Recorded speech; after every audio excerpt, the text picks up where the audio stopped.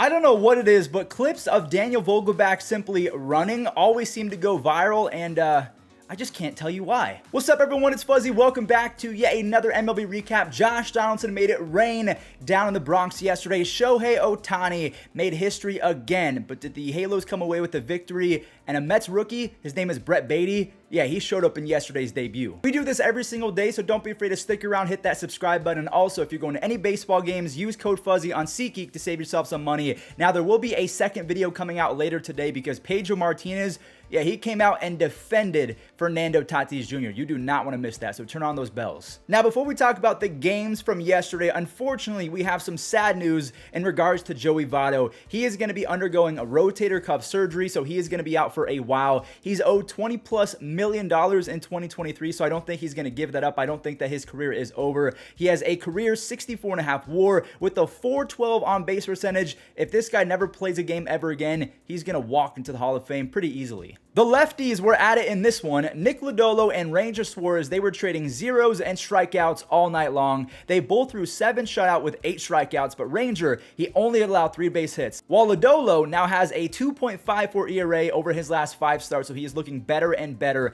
Alexis Diaz, he is making a name for himself. He is the younger brother of Edwin Diaz, but he's trying to be known for more than just family ties. He strikes out 3 over 2 no-hit relief innings, and Jose Barrero, he walks it off in the bottom of the 9th as the Reds, they get a rare victory against the Philadelphia Phillies. Gleyber Torres and Anthony Rizzo, their home runs got the Yankees back into it versus the Rays, and they just needed someone else to step up. Maybe Aroldis Chapman, he has been really good. Okay, well, I guess all of the positivity jinxed it. He walks a few and then allows a base-clearing double to Francisco Mejia. He has 31 doubles and a 108 OPS plus over his last 150 games, so he's not prime Victor Martinez, but you'll take that from a backstop. Jalen Beeks, he towed the rubber with a 3-run lead. He ended up loading the bases and get your umbrellas out. Josh Donaldson, he knew it was gone as soon as he hit it. That was a 10 out of 10 bat flip, at least according to me. That was a crushing loss for the Tampa Bay Rays and a big-time swing from Josh Donaldson. His uncle is in the hospital. He had a heart attack a few days ago, so my prayers out to his family. Now, because we talked about the Yankees, we have to talk about the Jays and the Red Sox. Ross Stripling and Austin Voth,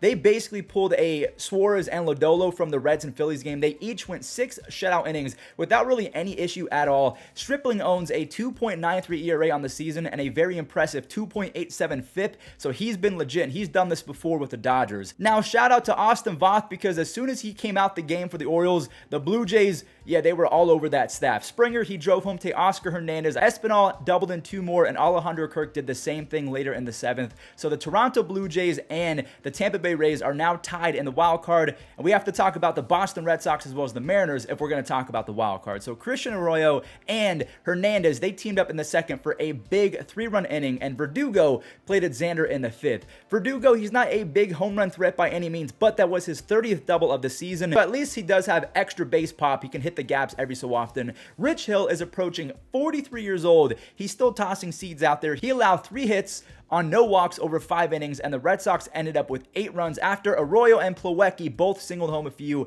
Boston is now on a 3-game winning streak, but they're still 4 games back of the Jays for the final wildcard spot. The Guardians, the White Sox, as well as the Twins are all ahead of them as well. But let's talk about the Seattle Mariners real quick. Ohtani had another Tungsten O'Doyle game. All that means is that he made history, but the Angels lost. So Seattle, they put the Angels in a blender between the 3rd and 5th innings. Haniger, he singled home the 1st run, and Cielos made it a 4 spot. Cielos is having a weird start to his Mariner career. He's been very productive with runners in scoring position, but aside from that, he's been basically a free out. Eugenio Suarez is having his best season since 2019. He has 20 long balls and a near 120 OPS plus. Cal Raleigh has 17 home runs. He's only 25 years old, by the way. Jesse Winker, he has a 345 on base percentage after his 13th home run, which is actually crazy to say because 345, that is elite, but he was struggling out the gate. So if he gets hot, watch out for Jesse Winker.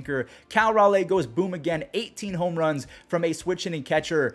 And there's Shohei Ohtani. So he went 4 for 5 with a home run, a triple, 4 RBIs, and the Angels lost by 4 runs, and he became the 2nd player ever with 20 career triples and 20 career wins as a pitcher, of course. I'm going to fast forward all the way until the 8th because this inning was maybe the most improbable comeback I have ever seen from a Cleveland baseball team. There's a little 2-out blooper to drive in 1 from Steven Kwan, and Ahmed Rosario, I mean, I can't believe I'm saying that. He basically saved the momentum of the season by tying it up on that infield single. Kwan, he gets to third base and scores on another bloop hit by the Guardians. Ahmed flies around to give J-Ram a huge 2-run double. I can't believe that was a double. Oscar Gonzalez then rips a double of his own to score J-Ram, and Owen Miller clutches up for the final RBI base hit of the night. What even did I just see? Clase struck out 2 in the ninth. That was the biggest W of the year, because the Twins also picked up a W as well. Now, they were facing off against a team that wasn't very good, so this is going to be an easy game to recap. Jose Miranda socked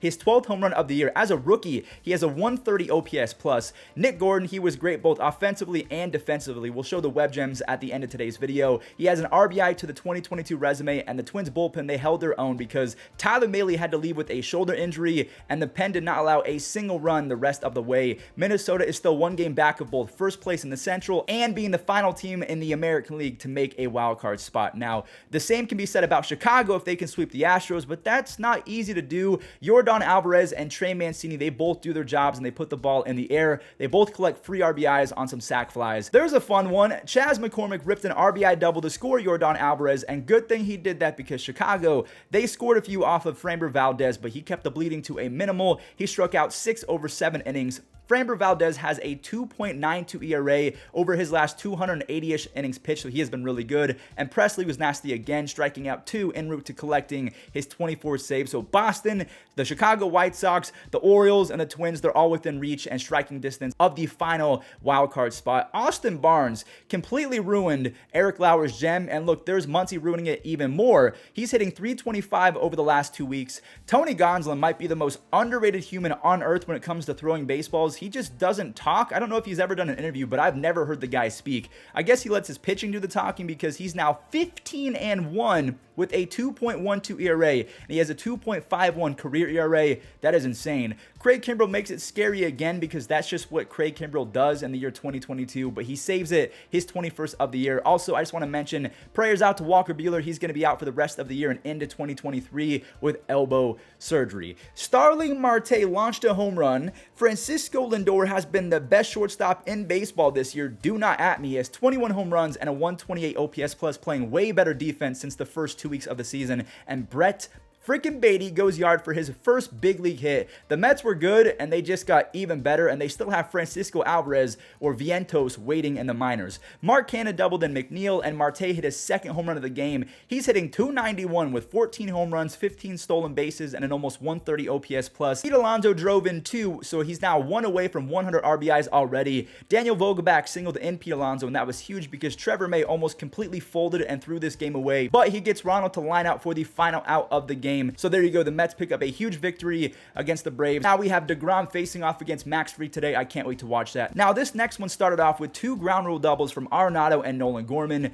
Arenado now has an insane 6.2 WAR on the season. He's having his best offensive season maybe ever according to OPS plus, so we can put to rest the argument that he was made by Coors Field. Jordan Montgomery has been a unit for the Cardinals. He struck out 8 over 5 1/3. He's given up 1 earned run in his first 16 innings as a member of the Redbirds. Nolan Gorman had himself a 3 RBI day and upped his OPS plus to 125 as fellow rookie Brendan Donovan drove home the game's final run. The Crone Zone meets Slam Diego. It's been a down power season for Jake Cronenworth, but he has still been very, very productive. Ha-Seong Kim contributed with an RBI double later in the inning, and Brandon Drury, he got in on the run party as well. Kim ended it with a bang. He clears the bases on a double. He now has 44 RBIs on the year and a not too bad 107 OPS plus, so he's getting better and better. He also has saved 7 runs defensively as a shortstop. He's been very good this year. Now, one of the coolest names in baseball, at least first names, Stone, yes, like a rock, Stone Garrett doubled home Christian Walker in the 4th, and Jake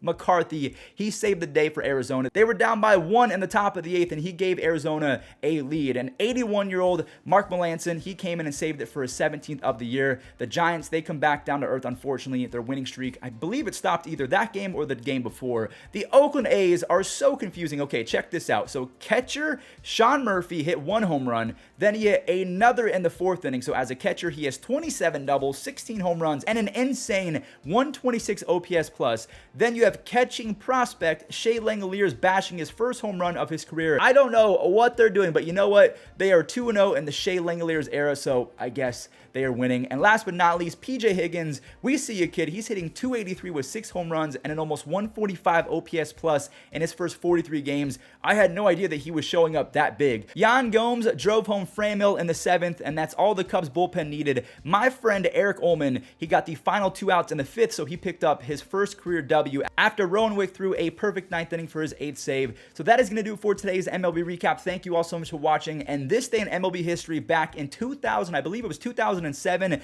rookie Micah Owings had one of the greatest games in baseball history. He threw 7 innings and only allowed 3 hits as a pitcher, and he had 2 home runs and 6 RBIs as a hitter. Again, one of the greatest performances of all time that can really only be rivaled by Shohei Ohtani. But again, guys, that does it for today's recap. Be on the lookout for the second video, Pedro Martinez defending Fernando Tatis Jr. That'll be out later today, and enjoy the web gems. Turner up the middle, backhanded by Wong, flip to Adames, jump throw to first. Oh my goodness! Oh, what a double play! On the fly. Boy, Colton Wong, how about that shovel pass? Willie Adames popped up. Over again comes Bell. Leaning, and Bell makes the catch. First pitch swinging, a bouncer towards short. Bichette bare hands and gets him. This ball bounces right here and kicks to the right. Bo's got one. the left field. And Gordon goes into a slide and a dive. He's going to run out of in a hurry over there. But see, if he tries to catch that standing up, I mean, he's going face first into that wall. So Carlson. That's right, the bunt.